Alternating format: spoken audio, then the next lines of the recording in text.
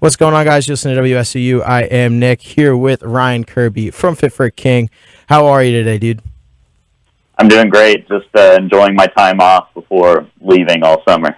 For sure. And it's been, I think, 2 years since we talked. You guys were just putting out Slave to Nothing, and quite a lot has happened since then. You guys have definitely been hitting the road just as hard as you always have been. And that's what I want to really get to the bottom of, is you guys really are road dogs. I don't see you guys taking too much off time. Literally, once you're off a tour, you're on another one. What kind of keeps you guys, especially you guys have been around a while now, to have such a drive to stay out on the road? Really, it's just the grind of trying to keep growing the band. We're also at a point now where the band is kind of like a job, and we have families to provide for. Right. And now that album sales aren't really profitable, which is pretty well documented. Yeah. Touring is really the biggest form of income, and it's probably the most fun way to make money. Yeah, I could imagine that. We definitely love our job. Let's not mistake it for a normal job. We definitely acknowledge that it's something very special, and we love doing it. For sure. And I kind of want to get your point of view on this too, because I think over the past about 3 years, I've seen you guys probably close to 10 times. Do you ever think that over touring could almost be a negative effect, or do you think getting around to areas as much as you can is something that's important to do? Because I know, like Miss May I, they like to space out when they go to certain markets, and maybe they'll come through every year and a half. But it seems like I could probably see you guys almost every 3-4 months. Is that something you strive to do? We think we're going to start, strategically slowing down our touring a little more in the future. It'll be a byproduct of us being more international, because we have European tours, working on Australian and South American stuff. So playing less in the States will be more of a byproduct of that. But I think when you're young, it's really important. But it's important to tour a lot when you're young, but whenever you're older, I think it's important to space it out, because then you start playing out. People already know who you are for the most part. Not saying we don't have room to grow, but we're at the point where if we play a city 6 times, it might lose its, how special it is to a fan, because it'll feel like we're almost local to their city, which may be cool when we're younger or whatever, and we're kind of unknown. But when you start becoming known, I think that could go against you, which is why I think bands like Miss May I have also slowed down on how many times they'll hit a city. Yeah, that's true. I could definitely understand it from that point of view. And switching over to, obviously, you're touring because of the new album that you guys put out, Deathgrip, which I've been following you guys, every album you've put out, and I love that there's your sound, but there is progression as well. I know this one was a good combination of everything that you guys have done. I know you wanted to stray just a little bit away from Slave to Nothing, since you did very low, I guess, production, I guess you could say, without doing all the strings and whatnot. Yeah. But where do you see the trajectory from here? Obviously, this album, I would say this album has really blown you up a lot. Slave to Nothing was big, but I feel like this album has really gotten you in front of a lot of people that may not have known who you were, or didn't maybe take you to be as big of a band as this album has kind of helped you grow to be. Did you kind of see this album as kind of like a turning point, like we really need to do something here that'll really latch on? Yeah, I think it was the first album that we've had it was the first consecutive album with the same lineup. We've always gone in and out of, it's always bass players, but it was the first time we had this exact same lineup as as Slave to Nothing. So I guess as the prior album. And we could feel a huge difference in the chemistry and just being honest with each other about how we felt about certain parts. And we could just be a lot more open, and we could not worry about offending, because when we did Slave to Nothing, Tuck had been in the band a total of 13 days, and we didn't really know him much prior. He was a friend of one of our friends that introduced us. Right. So it was, he would definitely, he was learning to take criticism and stuff. He had never been in like a full-time touring band or a band where like it's your well-being is at stake with how an album turns out. And when your well-being is at stake, you kind of have to be harsh. For sure. With everything. Sure. And Deathgrip was the first album we could finally be harsh with everyone, and we think it turned out a lot better for it. Yeah. And now I know Tuck did have some influence on Slave to Nothing. I know he did have some writing. Was he a lot more a part of this one? I'm assuming this time around, since it's been a couple years, he had a lot more influence on this album. It's in a way he has the same. In a way, everyone had a little less individual influence. Last album, we were just so stressed with putting it all together because of the member change stuff that we said, all right, here's the singing parts, go record, like, just get it done. And so he basically had full reign. This guy that just joined the band had full reign over all the singing. And everyone else was busy doing other things. So we kind of just trusted him. But on this album, everybody sat in a room with every singing part, and we all wrote the parts together. So I would say it was, in a way, he had a little less influence, but we all had a little less because we were all very involved with the screaming, the singing, the guitar work. So I think all of it was just way more of a group effort more than an individual. Definitely. And I know you yourself did a lot vocally on this album that you hadn't really done previously with different techniques and whatnot. So what kind of was your thought process on stepping out a little bit of your comfort zone and trying some new things?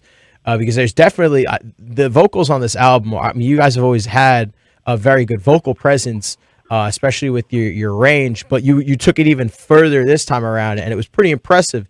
So what is it that kind of gave you that extra boost that said this time around, let's do this. We're gonna go all out and put this in there. I mean, everyone in our band's the same way. We never want to put out the same sounding record, right. And that includes not just instruments, but how everyone is. We want to constantly look for ways to improve upon what we did, because we don't want to. A lot of bands will settle into what they're doing and then kind of stop innovating and stop progressing because they're like, oh, well, we're already successful. Let's just keep doing what we're doing. But I think there's always a way to do things better. Definitely. And I think this time around too, it seems like a lot on this album compared to previously. I know last album there was some stuff too, but especially this time around, you guys did a lot of writing from other people's perspectives with a lot of the songs. So do you think that's a difficult headspace to kind of grasp around? Because I know with some bands, some people don't necessarily latch onto it as much because they don't find it to be as genuine, since it's not, coming from you directly. But I think at the same time, you can portray someone else very well. I know Silent Planet does it very well. This album sounded great with the different themes that were going around. But how do you kind of get in someone else's headspace when you're writing a song about a situation that doesn't necessarily involve you personally? With that, I really felt good about it because it's giving a lot of people who go through this don't have much of an outlet. So we were almost letting them use Fit for a King as their outlet. And I talked with the people that went through this to try to understand how they felt about everything. So I didn't have to try too hard to get into their head. They kind of just let me in. Right. and then they kind of, just told me the truth about how they felt. And I tried my best to write songs that justified their emotions and feelings about what they went through. All right. It sounds interesting. With this tour that you guys, I caught you guys on the Carry the Flame tour with, After the Burial and Amir. And it was not too long ago before I saw you guys previously with Beartooth back in, I think it was October, November. And definitely I saw a big swap in the set. You guys went very heavy on the newer material. Was that something you guys are consciously trying to push that? Or I know some bands don't like their old material. I don't think you guys are one of those bands, but was there a certain reason for kind of going heavier on the newer stuff this past tour?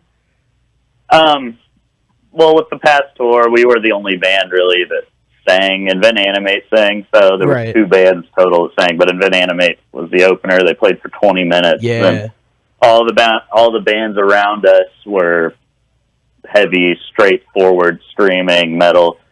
So whenever we make our set list, we do our best to cater to the people that are not our fans at the shows, because we understand that our fans are more than likely going to love what we're playing regardless, but the people who are not yet fans, there's a good chance they'll hear a song with a ton of cleans and go like, oh, I don't like this. I don't like all this clean singing and all that. So we wanted to do our best to be able to pick up more fans and make the most of the tour. Like on Beartooth, we played some older songs like Broken Fame that we've never played before, because we understood a lot of the crowd would be younger and more into the singing aspect of music. For sure. And now, so what can we expect coming around this time for you guys are on Warped Tour again this summer?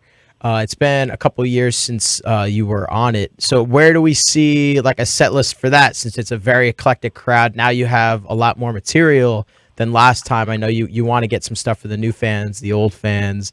So what kind of goes into the process of writing a set for that kind of crowd? We're trying to think of head turner songs that have really cool parts in them.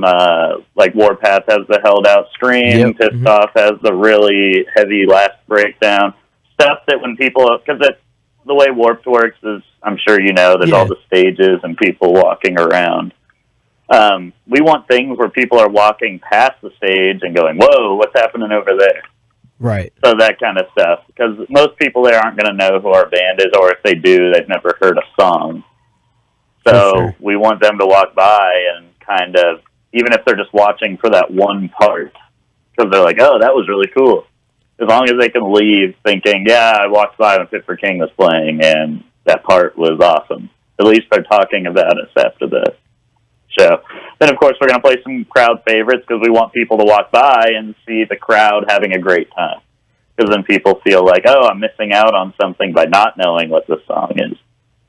Definitely. I like that. That's a good philosophy. And now, do you think that changes at all with this year's lineup, considering it's heavily on the heavier side of things? You know, I feel like this year, if anything, Warped Tour may draw a very different crowd than it normally would be. I'm very interested to see how it turns out. But is that something you guys are excited to kind of see how this experience goes? Because I really don't think it's going to be a typical Warped Tour this year. Yeah, we're definitely going to play heavier music. It's a nice change up, though, because there were times we felt a little out of place.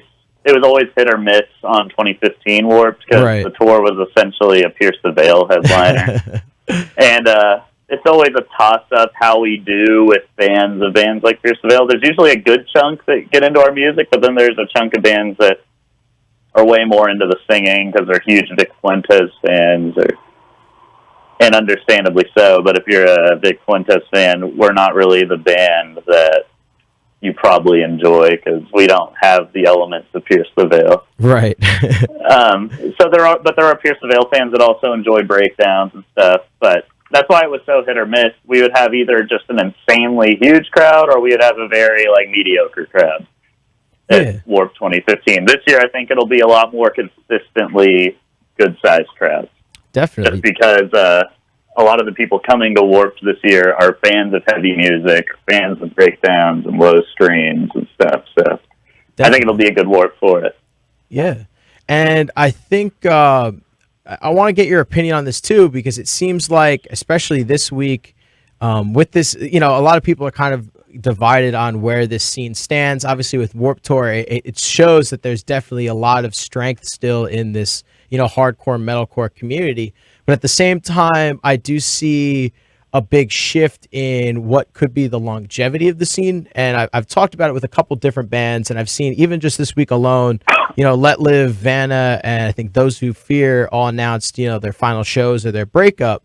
And, it seems like the past few weeks, well, actually this year, just in general, a lot of members have left bands. A lot of bands have decided to kind of call it quits.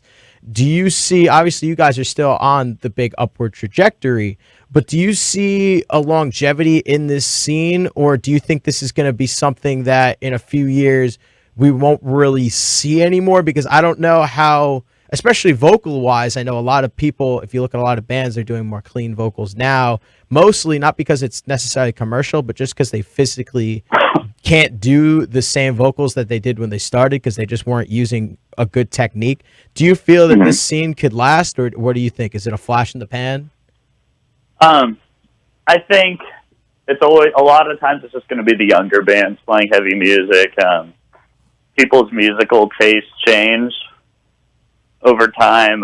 Like my Spotify playlist hardly has any screaming. It has some like nostalgic metal stuff I would listen to in high school.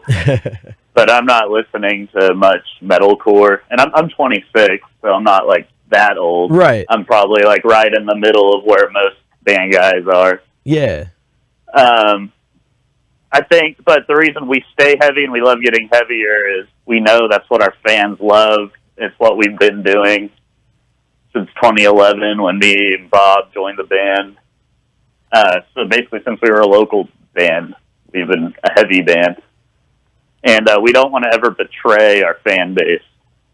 Right. So beyond that, I've had friends that have families and children, and they're married, and they change their sound because like, I'm just not into heavy music anymore. Right. So they change their sound, then they go broke, and they have to break up because they can't afford to tour anymore because nobody's buying their new record. Right. Or coming out to their shows anymore. So a lot of it, I think the family aspect, like providing for your family, definitely can influence bands to stay with what made them big.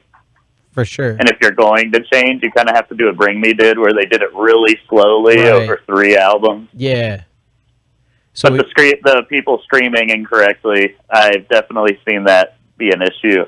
Fortunately, I feel better after every tour and every album, and I feel like my stream is just getting better. Definitely. So hopefully that keeps up, because I would love to play music longer. Oh, for sure. So we won't be seeing you guys pulling like any Suicide Silence or 100th stuff in anytime soon, right? No.